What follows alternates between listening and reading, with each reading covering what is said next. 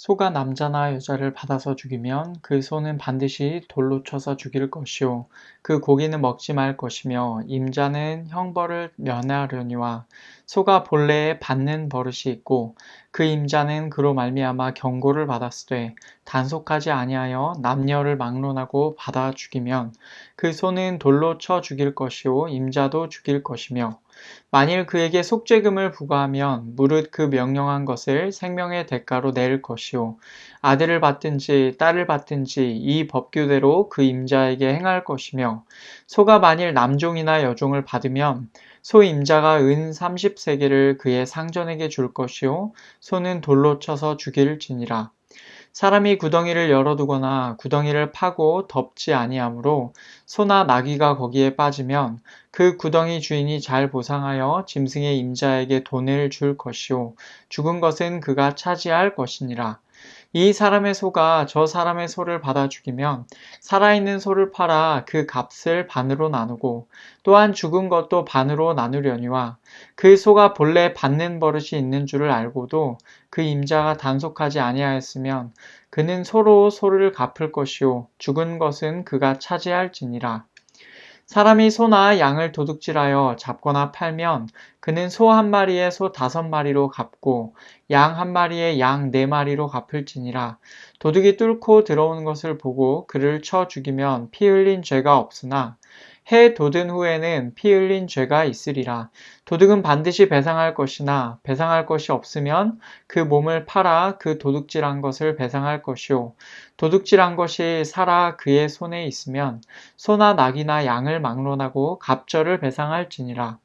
사람이 밭에서나 포도원에서 짐승을 먹이다가 자기의 짐승을 놓아 남의 밭에서 먹게 하면 자기 밭에 가장 좋은 것과 자기 포도원에 가장 좋은 것으로 배상할지니라. 불이 나서 가시나무에 댕겨 낫갈이나 거두지 못한 곡식이나 밭을 태우면 불 놓은 자가 반드시 배상할지니라. 사람이 돈이나 물품을 이웃에게 맡겨 지키게 하였다가 그 이웃 집에서 도둑을 맞았는데 그 도둑이 잡히면 갑절을 배상할 것이요 도둑이 잡히지 아니하면 그 집 주인이 재판장 앞에 가서 자기가 그 이웃의 물품에 손댄 여부의 조사를 받을 것이며 어떤 잃은 물건, 즉 소나 낙이나 양이나 의복이나 또는 다른 잃은 물건에 대하여 어떤 사람이 이르기를 이것이 그것이라 하면 양편이 재판장 앞에 나아갈 것이요 재판장이 죄에 있다고 하는 자가 그 상대편에게 갑절을 배상할지니라. 사람이 낙이나 소나 양이나 다른 짐승을 이웃에게 맡겨 지키게 하였다가 죽거나 상하거나 끌려가도 본 사람이 없으면 두 사람 사이에 맡은 자가 이웃의 것에 손을 대지 아니하였다고 여호와께 맹세할 것이요 그 임자는 그대로 믿을 것이며 그 사람은 배상하지 아니하려니와 만일 자기에게서 도둑 맞았으면 그 임자에게 배상할 것이며 만일 찢겼으면 그것을 가져다가 증언할 것이요 그 찢긴 것에 대하여 배상하지 아니할지니라. 만일 이웃에게 빌려온 것이 그 임자가 함께 있지 아니할 때에 상하거나 죽으면 반드시 배상하려니와 그 임자가 그것과 함께 있었으면 배상하지 아니할지니라. 만일 새낸 것이면 새로 족하니라. 아멘. 출애굽기 21장부터 23장까지에서는 지금 저희가 보고 있는 말씀이죠.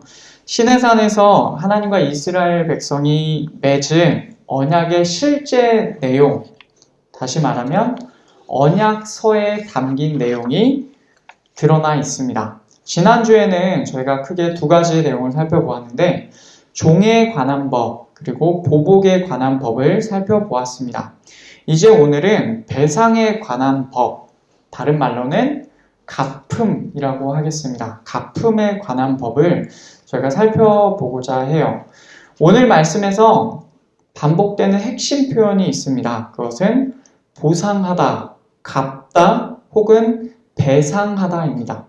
이 내용들이 오늘 말씀이라는 전체 틀 안에서 그 안에서 계속해서 반복되고 있어요. 우리말 성경에 나온 이 표현들은 원래는 전부가 다 같은 표현입니다. 배상하다, 보상하다 혹은 갚다. 이 3가지가 다 되는 같은 표현이에요. 하나님의 백성에게 재산상의 피해가 있을 때 하나님께서 어떻게 말씀하시는지를 우리가 함께 오늘 말씀을 통하여서 듣고 우리에게는 그러면 이 말씀이 어떻게 적용될 수 있는지를 함께 고민하면서 하나님 말씀 듣기를 원합니다. 우선은 오늘 말씀의 내용을 간단하게 살펴보려고 합니다. 지난주처럼 말씀 이렇게 띄워놓고 간단하게 이제 어떤 내용인지만 짚으면서 넘어가도록 하겠습니다. 당시 이스라엘 백성에게 소가 있었어요. 소가 있었습니다. 소가 그런데 남자나 여자를 뿔로 받아가지고 사람이 죽게 되는 경우가 있었겠죠. 그러면 그 소는 어떻게 해야 되냐면 반드시 돌로 쳐서 죽여야 합니다. 이때 그 소를 소유하고 있는 소유주는 같이 처벌을 받습니까? 처벌을 받지 않습니다. 그건 소가 행한 일이기 때문에 소가 그 책임을 담당하고 죄책을 담당하여서 소가 죽는 거예요. 그런데 조건이 있습니다. 만약 그 소가 전부터 사람만 보면 뿔로 받는 경향이 있다. 그리고 이 사실이 소유주에게 충분히 인지가 되었다라고 한다면, 그런데 그 주인이 그 소를 제대로 단속하지 않아서 벌어진 일이다라고 한다면 그 소는 당연히 죽는 거고 그 소의 소유주 또한 죽임을 당해야 됩니다. 만약 그런데 피해자 측에서 소유주의 죽음으로 갚는 것을 우리는 원하지 않는다라고 하고 우리는 그냥 속죄금 선에서 해결되기를 원한다라고 한다면 소유주는 자기가 죽어야 될 그 생명 대신에 생명의 속전을 내어서 그 속죄금을 부과하여서 죽임당하지 않을 수가 있습니다. 그 속전을 대신 내서 자기가 죽는 것을 대체할 수가 있는 거예요. 아들이 바치든 딸이 바치든 이 법령대로 시행해야 하고, 만약에 아들과 딸이 아니라 남종이나 여종이 이렇게 뿔에 받쳐가지고 죽게 된다면 은 30세겔이라는 돈이 지정되어 있어요. 그 돈을 내고 생명의 값이 지불되어야 하고 그 소는 돌로 쳐서 죽여야 하는 것입니다. 그리고 또 다른 경우가 있습니다. 당시에 사람이 구덩이를 열어놓고 구덩이를 막 파요. 이제 파는 목적은 지하수가 아니라 빗물을 받기 위함이거나 여러 가지 목적으로 구덩이를 팔 것이죠. 구덩이를 팠는데 그것을 파놓고는 덮지를 않았습니다. 지나가던 소나 나귀가 거기에 빠져요.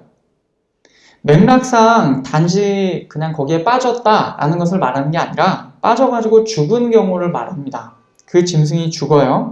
그때는 그 구덩이를 판 소유주가 그 짐승의 소유주에게 돈으로 배상을 해야 했습니다. 그리고 그 죽은 짐승은 어떻게 됩니까? 이미 그 값을 치렀잖아요. 그렇기 때문에 그 죽은 그 짐승은 구덩이를 판 사람의 것이 됩니다. 여러분 이해가 되시죠? 그리고 그 다음에 나오는 내용은 이것입니다. 한 사람의 소가 이제 또 이웃의 소를 이렇게 받아가지고 혹은 쳐가지고 죽이는 경우가 있을 수가 있죠. 자기들끼리 싸워가지고. 그때는 살아있는 소를 팔아서 그 값을 반으로 나눕니다. 죽은 소도 반으로 나눠요.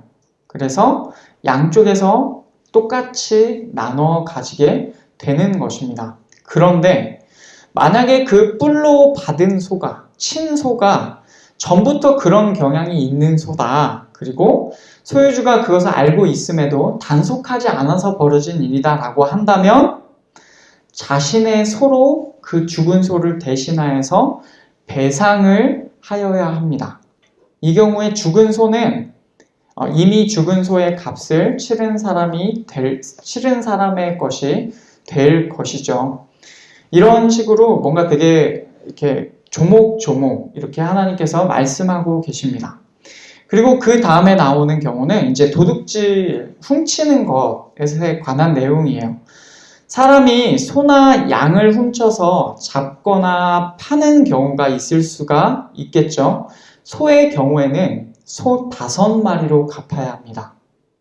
양의 경우에는 양 4마리로 갚아야 합니다. 여러분 이렇게 들으면 별로 와닿지 않을 수가 있는데 이 내용이 실제로 그 구약 성경 가운데 나옵니다. 나단 선지자가 밧세바를 취한 다윗의 죄를 책망을 해요. 그때 이 배경에서 얘기가 나오는데 그 배경을 잠깐 보면 이렇습니다. 나단이 이제 얘기를 하는 거예요. 어떤 행인이 그 부자에게 오매 부자가 자기에게 온 행인을 위하여 자기의 양과 소를 아껴 잡지 아니하고 가난한 사람의 양 새끼를 빼앗아다가 자기에게 온 사람을 위하여 잡았나이다 하니 다윗이 그 사람으로 말미암아 노하여 나단에게 이르되 여호와의 살아계심을 두고 맹세하노니 이 일을 행한 그 사람은 마땅히 죽을 자라. 그가 불쌍히 여기지 아니하고 이런 일을 행하였으니 그 양 새끼를 4배나 갚아 주어야 하리라 한지라. 아멘. 다윗은 가난한 사람의 어린 양을 훔친 사람이 어린 양을 4배나 갚아야 한다라고 그렇게 말을 해요. 이 비유가 사실은 우리아의 아내를, 가난한 사람 우리아의 아내를 훔친 자신을 빗대어서 하는 얘기인 줄을 아직 모르고 있죠. 이 내용에서 훔친 양의 4배를 갚아야 한다라는 내용이 그 근거가 바로 오늘 말씀에 있습니다. 양 1마리에 양 4마리로 갚을지니라 라는 이 구절이죠. 이렇게 이 말씀은 우리에게 있어서는 뭔가 멀리 있는 말씀처럼 느껴지지만 구약시대 율법 아래에 있는 사람들에게는 실제적으로 지켜져야 하는 계명이었던 것입니다. 훔쳐서 그래서 그 짐승이 이 땅에 없는 경우에는 양 1마리에 양 4마리로 갚고 소 1마리에 소 5마리로 갚아야 합니다. 보통은 도둑이 그 당시에 지금도 마찬가지겠지만 밤에 보통 오죠. 밤에 올 것이기 때문에 밤에 만약에 도둑이 든 것을 주인이 알았어요. 그래서 그 주인이 자기의 재산을 지키기 위해서 도둑을 분간이 안 되는 채로 도둑을 쳐서 죽이면 어떻게 됩니까? 피 흘린 죄는 없다고 합니다. 보통의 경우에 이렇다는 겁니다. 그런데 그 다음 3절을 보면 해 돋은 후에는 피 흘린 죄가 있다고 해요. 이 말은 무슨 말이냐면 그 밤에서 해가 돋은 후에 죄가 생긴다 이런 말이 아니라 해 돋은 후에, 그러니까 낮에 도둑이 들어오는 경우에 그렇게 주인이 그 도둑을 쳐서 죽이면 그때는 피 흘린 죄가 있다라는 말이에요. 해 돋은 후에는 누군지 식별이 가능합니다. 지금처럼 밤에도 킬 수 있는 이런 등이 있었던 게 아니기 때문에 해 돋은 밤에는 구별이 안 가지만 낮에는 구별이 되는 거예요. 그런데 그 도둑을 주인이 뻔히 보이는데도 쳐서 죽이면 그에게 피 흘린 죄를 묻겠다라는 것이에요. 그러면 어떻게 해야 됩니까? 누군지 분간이 되는 상태에서는 그를 잡거나 혹은 그를 쫓아낸 다음에 재판장에게 넘겨가지고 재판을 받아서 배상을 하게 해야 되는 것이죠. 그렇게 훔친 짐승이 살아서 발견이 되면 도둑은 그 짐승의 2배를 배상하여야 합니다. 여러분 이렇게 되는 거예요. 5절을 보면 사람이 밭에서나 포도원에서 짐승을 먹이다가 자기의 짐승을 놓아 남의 밭에서 먹게 하면 이라고 되어 있죠. 그러니까 짐승을 키우는데 자기 들판, 자기 포도원에서 먹으면 좋겠는데 얘가 다른 데 가서 먹는 겁니다. 다른 남의 그 들판이나 포도원에 가서 막 먹어요. 그럼 어떻게 해야 됩니까? 자기가 가진 들판이나 포도원에 가장 좋은 것으로 배상을 하여야 합니다. 여러분 가장 좋은 것으로 배상해야 되는 것, 이 내용을 아시겠죠? 그리고 6절을 보면 혹시 불이 났어요. 그래서 불이 뭔가 이렇게 번져가지고 다른 사람의 들판을 태우게 되면 당연히 불 지른 자, 불을 놓은 자가 배상을 하여야 되겠습니다. 7절을 보면 이번엔 좀 다른 경우가 나옵니다. 돈이나 물품을 이웃에게 맡겼어요. 잠깐 맡아줘라 라고 해서 맡겼는데 도둑이 그것을 훔치는 경우가 나옵니다. 굉장히 세부적이죠. 그 도둑이 발견되면 어떻게 됩니까? 2배를 배상하여야 됩니다. 그 훔친 것을 갖고 있다고 가정하고 그것을 2배를 배상해야 되는 거예요. 이것은 굉장히 깔끔한 경우입니다. 그런데 그 도둑이 발견되지 않으면 어떻게 됩니까? 우선 그것을 물품이나 돈을 맡게 된 집의 주인이 의심을 먼저는 받게 되겠죠. 그 집의 소유주가 재판장 혹은 원래는 하나님이라는 표현인데 하나님께 가까이 가서 자신의 이웃의 물건에 손을 대었는지 아닌지의 여부를 확인받아야 합니다. 이때 물건을 맡긴 사람도 함께 나아가서 그 재판에 참여해야 되죠. 그렇게 재판장 혹은 하나님께서 판결을 내리는 대로 너가 죄가 있다라고 선언받게 되는 자가 2배를 배상해야 됩니다. 이 경우에는 그 재판을 통해서 가려지는 경우라고 할 수 있겠습니다. 10절을 보면 이제 또 다른 경우가 나와요. 사람이 이웃에게 나귀나 소나 양 혹은 다른 짐승을 맡긴 상황이 나옵니다. 아까는 돈이나 물품을 맡긴 경우였는데 여기는 이제 살아있는 짐승을 맡기는 경우예요.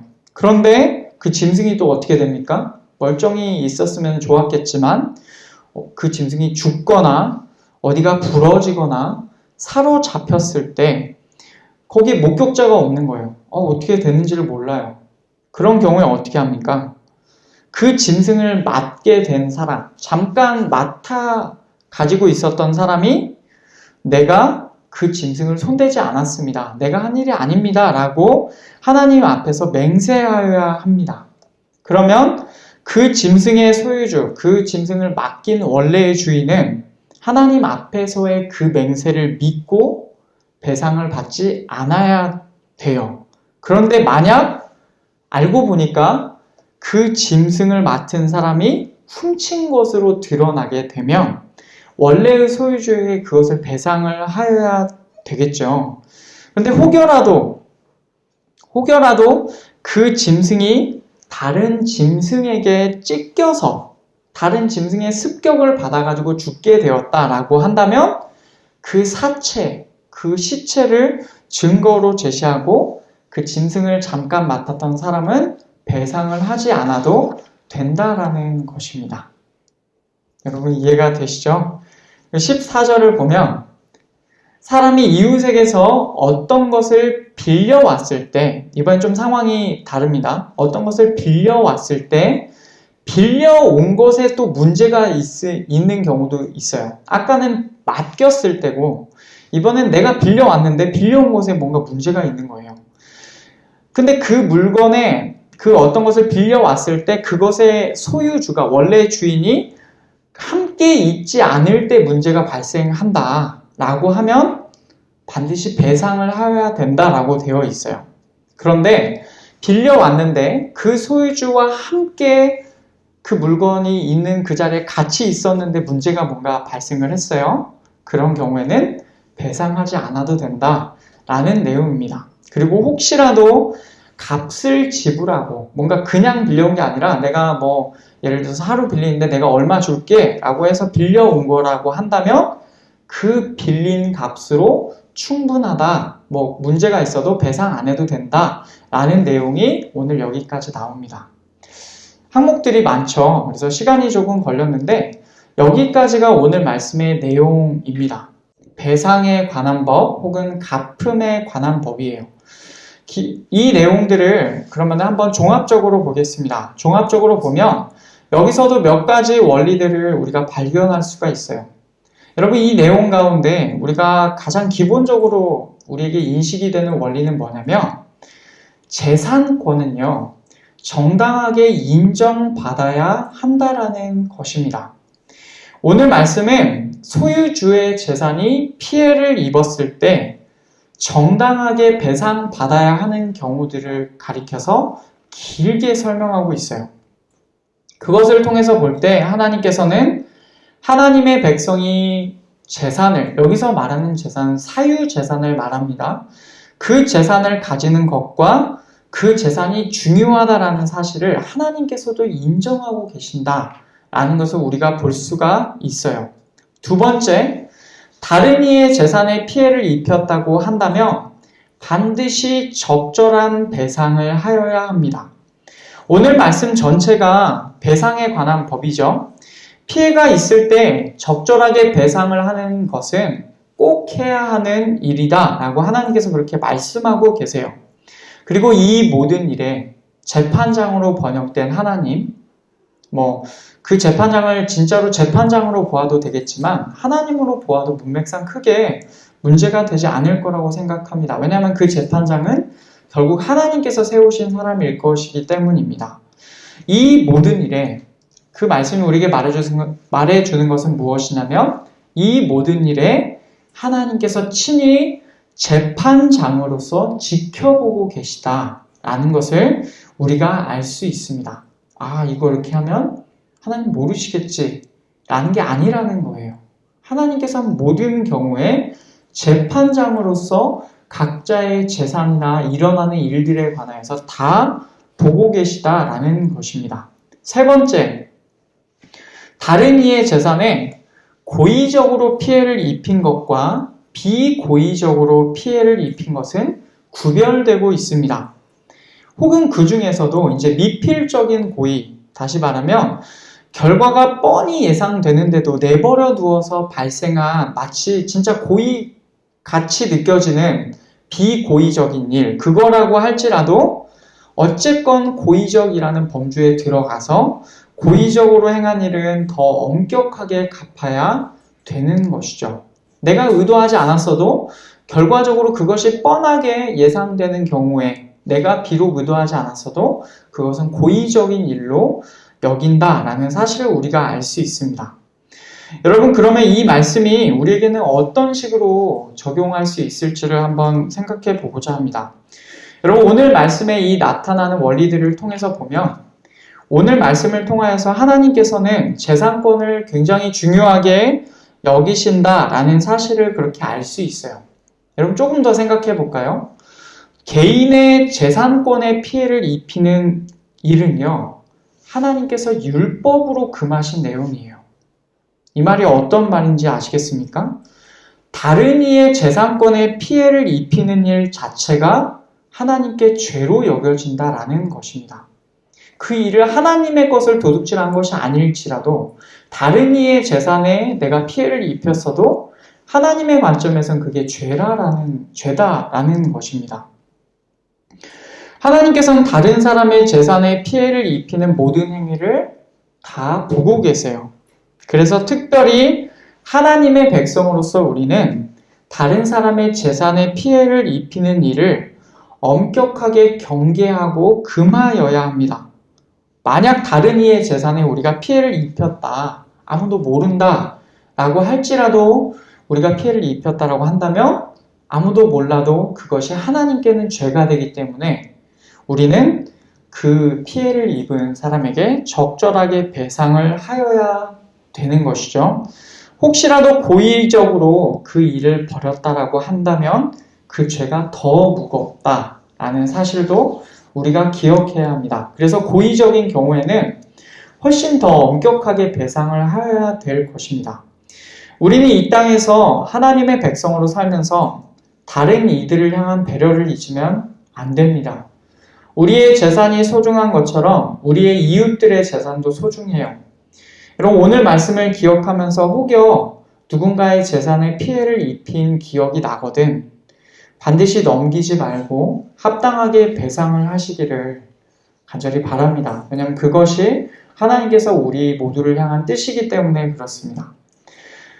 방금 이렇게 언급한 재산권에 관한 적용은요, 우리가 소유주인 경우를 의미하는 그런 경우였습니다. 우리의 재산권을 언급하면서 우리 자신에게 적용한 경우였어요. 그런데 재산권이 중요하다는 이 내용을요, 마찬가지로 주인 되신 하나님께 적용한다면 어떻겠습니까? 우리의 재산권이 중요하죠? 하나님께서 하나님의 백성의 재산권을 인정해 주시죠? 그러면 주인이신 하나님의 재산권은 어떻겠습니까? 이 땅의 만물이 다 하나님의 것이죠. 이 땅의 만물의 왕으로 계신 분이 하나님이세요. 그러면 하나님의 재산권은 얼마나 더 중요하겠습니까? 그래서 주인이신 하나님의 재산권 차원에서 하나님께서 어떤 반응을 당신의 재산권에 관하여서 보이시는지를 우리가 한 가지 예를 들어서 한번 보고자 합니다. 그 예는 열왕기상 21장에 나와요. 특별히 재산권과 관련하여서 중요하고 무거운 내용이 나오는데 나봇의 포도원 사건입니다. 여러분 잘 아실 겁니다. 내용은 이렇습니다. 북이스라엘 왕 아합이 자신의 왕궁 근처에 이스르엘이라는 곳에 있는 나봇이란 사람의 포도원을 탐내었어요. 정당한 대가를 주고 내가 그걸 사겠다라고 왕으로서는 굉장히 호의적인 제안을 하였습니다. 그러나 거절당해요. 그 이유가 무엇이냐면 21장 3절에 나옵니다. 나봇이 아합에게 말하되 내 조상의 유산을 왕에게 주기를 여호와께서 금하실지로다 하니. 아멘. 왕이 요구한 그 포도원은 사실 자기 재산이 아니다라는 말입니다. 조상의 유산이고 하나님께서 땅은 내 것이다 라고 하셔서 하나님께서 팔지 말라고 명령하신 땅이다 라는 의미인 것이죠. 자신이 만약에 팔고자 하여도 이 땅의 참 주인이신 하나님께서 허락하지 아니하실 것입니다 라고 그렇게 말합니다. 이 말을 들은 아합 왕은 근심에 빠지죠. 그의 아내 이세벨이 꾀를 냅니다. 불량자 두 사람을 장로들, 귀족들 앞에 세워요. 그래서 나봇에 관한 거짓 증언을 하게 합니다. 율법에 나온 대로 그 거짓 증인 두 사람의 증언, 그것으로 나봇은 정죄당합니다. 그래서 죄가 확정이 돼요. 두 증인으로서 율법에 따라 그 하나님과 왕을 저주하였다는 명목으로 돌로 쳐서 죽임당하게 됩니다. 이것을 보면 이세벨이 얼마나 하나님의 율법에 대해서 알고 있는지를 우리가 알 수가 있어요. 굉장히 소름 끼치는 내용입니다. 이세벨이 그저 이방 신을 섬기는 여왕으로서 하나님의 율법을 모른다고 생각할 수도 있는데 이 여자는 율법을 정확하게 알고 어떻게 하면 이 사람이 정죄받을지를 알고 이를 꾸민 것이죠. 그러니까 더 무섭습니다. 그렇게 보면 나봇은 왜 죽임당한 것입니까? 그 땅을 팔지 않아서 그런 건데 그 땅을 팔지 않은 이유까지 생각해 보면 하나님의 명령을 지키려고 그리고 하나님의 재산권을 지키려고 하다가 죽임당하게 된 것이에요. 나봇을 기준으로 나봇의 입장으로 이 사건을 보면 사실 인간적인 마음으로는 정말 허망하기가 이를 데가 없어요. 정말 너무 허무하게 정말 의인이 하나님의 계명을 지키려던 사람이 정말로 허망하게 죽었다라고 그렇게 느껴집니다. 사람 목숨이 너무 쉽게 사라지는 것을 우리가 여기서 볼 수가 있어요. 그런데 우리가 알아야 될 사실이 있습니다. 방금 앞에서 잠깐 얘기한 대로 나봇의 포도원이 하나님의 재산이라는 사실이죠. 그리고 더 나아가서는 나봇 역시도 하나님의 계명을 지키려 했던 나봇 역시도 하나님의 사람, 하나님의 것, 하나님의 재산이었다라는 사실입니다. 그러니까 나봇의 포도원만 하나님의 재산이 아니라 나봇 역시도 하나님의 것이었다라는 것이죠. 그럼 지금 아합과 이세벨이 한 일은 무엇입니까? 하나님의 재산을 안 되는 그 땅을 빼앗으려고 해서 결국에는 빼앗았고 그뿐만 아니라 그보다 더 큰 죄를 지었죠. 하나님의 사람, 하나님의 재산의 생명을 해친 것입니다. 하나님의 재산을 아주 심각하게 침해하였어요. 이제 하나님께서 어떻게 하시는지가 그 다음에 나옵니다. 엘리야를 통하여서 아합과 이세벨에게 이 말씀을 전하게 하셨어요. 20절 말씀을 보면 아합이 엘리야에게 이르되 내 대적자여 내가 나를 찾았느냐 대답하되 내가 찾았노라. 내가 내 자신을 팔아 여호와 보시기에 악을 행하였으므로 여호와의 말씀이 내가 재앙을 내게 내려 너를 쓸어버리되 내게 속한 남자는 이스라엘 가운데의 매인자나 노인자를 다 멸할 것이요 또 내 집이 느밧의 아들 여로보암의 집처럼 되게 하고 아히야의 아들 바하사의 집처럼 되게 하리니 이는 내가 나를 노하게 하고 이스라엘이 범죄하게 한 까닭이니라 하셨고 이세벨에게 대하여도 여호와께서 말씀하여 이르시되 개들이 이스라엘 성읍 곁에서 이세벨을 먹을지라. 아멘. 이 내용을 보면 하나님께서 엘리야를 통해서 이런 무거운 말씀을 전하세요. 아합 집에 속한 모든 남자를 다 멸해 버리실 거다 라고 그렇게 말씀을 전하시죠. 그리고 동시에 이 모든 꾀를 낸 이세벨을 나봇의 포도원이 있는 이스라엘 곁에서 바로 그 자리에서 개들이 먹을 것이다 라고 그렇게 말씀하세요.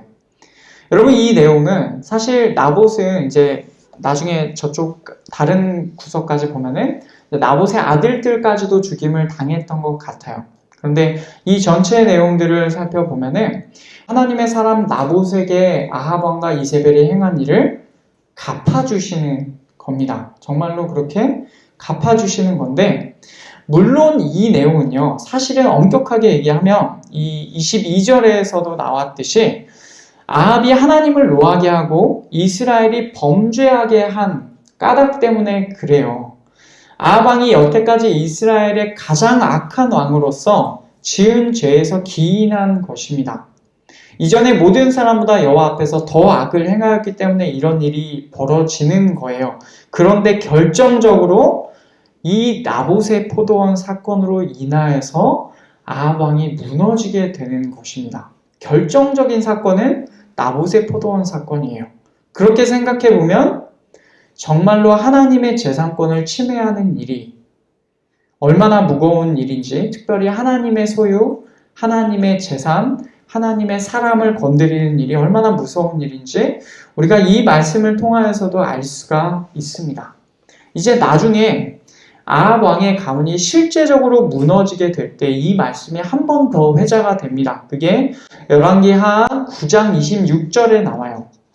여호와께서 말씀하시기를 내가 어제 나봇의 피와 그의 아들들의 피를 분명히 보았노라. 여호와께서 또 말씀하시기를 이 토지에서 내게 갚으리라 하셨으니 그런즉 여호와의 말씀대로 그의 시체를 가져다가 이 밭에 던질지니라 하는지라. 아멘. 하나님께서 나봇의 피와 그의 아들들의 피를 보셨다라고 하세요. 그리고 하나님께서 이 토지는 어디냐면 이스라엘 사람 나봇의 밭이에요.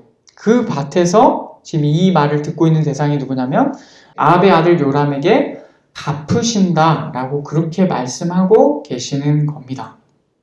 그래서 그 밭에서 아합의 아들 요람의 시체가 던져지게 됩니다. 이로써 아합에게 예언되었던 하나님의 말씀이 이루어진 것이에요. 하나님께서 나봇의 피의 값을 아합 가문에게 갚으신 것입니다. 그런데 여기서 갚으리라 라는 표현이 나와요.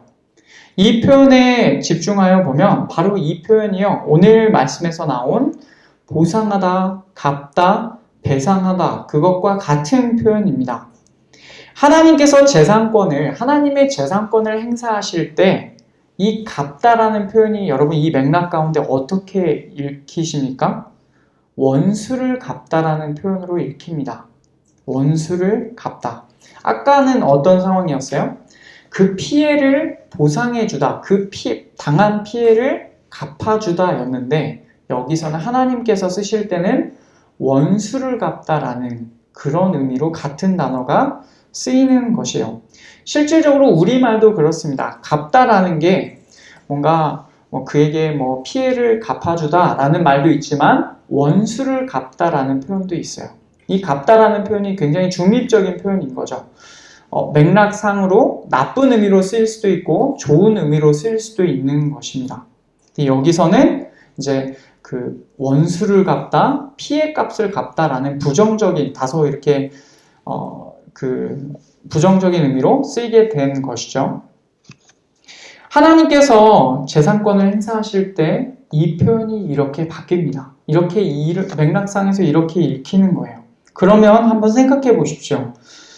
만약 우리가 정말로 하나님의 소유이고 우리가 하나님의 재산이라는 범주 안에 우리가 들어가 있는 사람이라면, 만약에 우리가 정말로 나봇과 같은 사람이라고 한다면, 하나님의 백성이라고 한다면 어떻게 되겠습니까?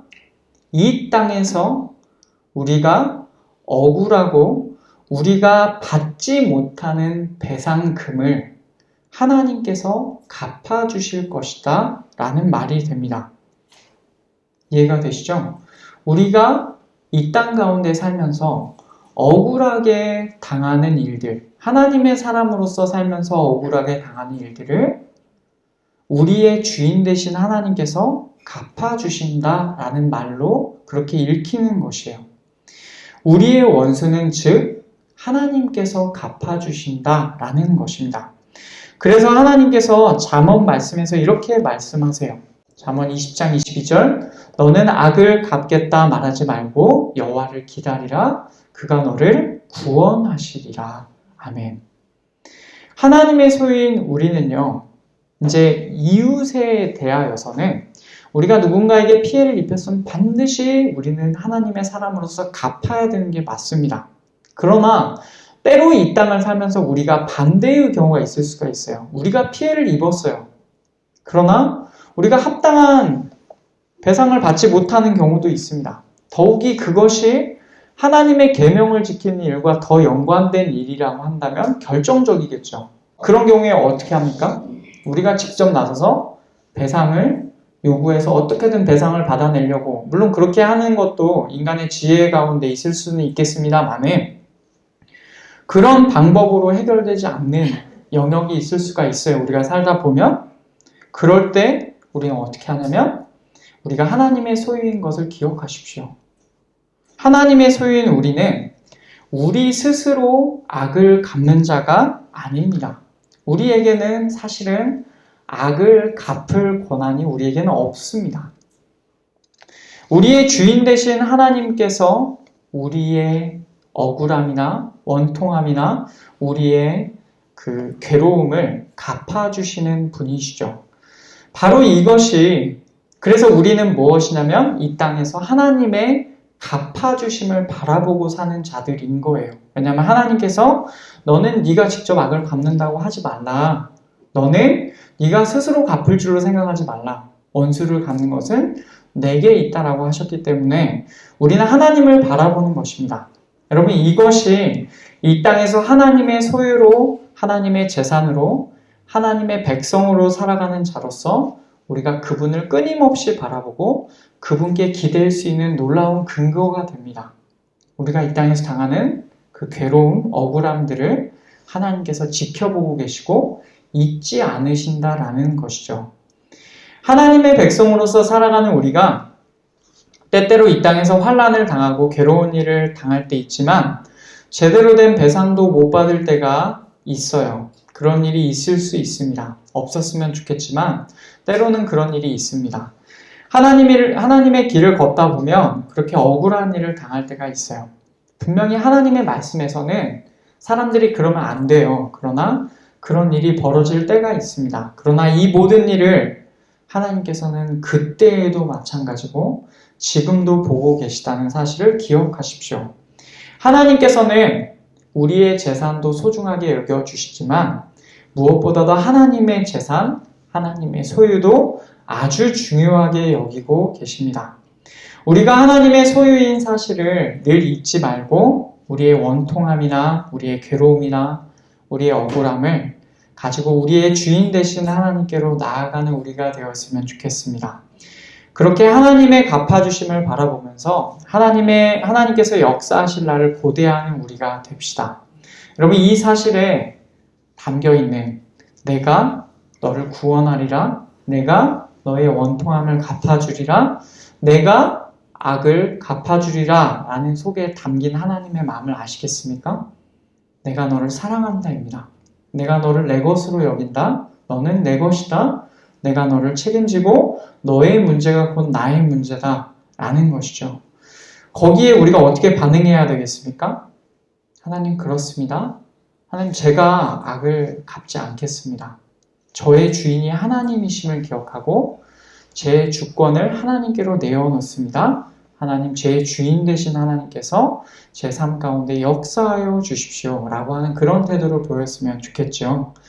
동시에 우리가 하나님께도 그리고 우리의 이웃에게도 배상할 일을 이제 반대의 입장에서 마땅히 하여야 합니다. 우리가 악을 행할 때 하나님께서 우리에게도 그 악을 갚아주실 수 있는 분이심을 기억하십시오. 그리고 우리의 이웃 중에서도 하나님께 우리로 인한 원통함을 앓을 수 있는 자, 그렇게 될 수 있다는 사실을 기억하여서 우리의 이웃에게도 우리가 악을 행하지 않는 자들이 되어야 될 것입니다. 말씀을 맺겠습니다. 오늘 말씀은 배상에 관한 법을 함께 들었어요. 오늘 말씀의 가장 기본 전제가 되는 내용은 하나님께서 늘 우리를 보고 계시고 재판장으로서 우리 위에 계시다라는 사실입니다. 우리는 어떤 자들입니까? 그 하나님 앞에서 하나님의 백성된 자요, 하나님의 소유가 된 자입니다. 그러니까 우리는 이 땅을 살아감에 있어서 우리의 원통함이나 우리의 괴로움 가운데서 하나님께 앓을 수 있는 자격이 있는 거예요. 우리가 그렇게 앓을 때 하나님께서 반드시 갚아주실 것입니다. 그러나 동시에 하나님께서 우리의 악을 또한 갚아주실 수 있는, 우리의 악을 또한 우리에게 갚으실 수 있는 분임을 우리가 기억하고 우리의 모습을 늘 돌아보면서 하나님 앞에 겸손하게 또 살아야 될 줄 믿습니다. 동시에 우리 역시도 다른 이웃에게 그런 악을 행하지 않는 자가 되도록 늘 주의하기를 바랍니다. 여러분, 이 말씀 안에 전체적으로 담겨있는 내용들 여러분 잘 이해가 되셨는지 그렇게 믿고 있습니다만은 정말 꼭 기억할 것은 이 모든 내용에 담긴 가장 핵심적인 것에 있는 내용은 하나님께서 우리를 하나님의 소유로서 우리를 사랑하신다라는 것입니다. 내가 너를 기억한다. 내가 너를 안다. 내가 너의 원통함을 알고 내 것인 너의 그 상황을 내가 갚아주겠다. 그러니 너는 나를 바라보고 나의 구원을 기다리고 나를 바라보아라 라고 하는 그 말씀을 듣기를 원합니다. 하나님의 소유로 그렇게 이 땅을 살아가는 우리 모두에게 그런 위로와 또한 그런 두려움이 그리고 소망이 함께 거하기를 간절히 소원합니다.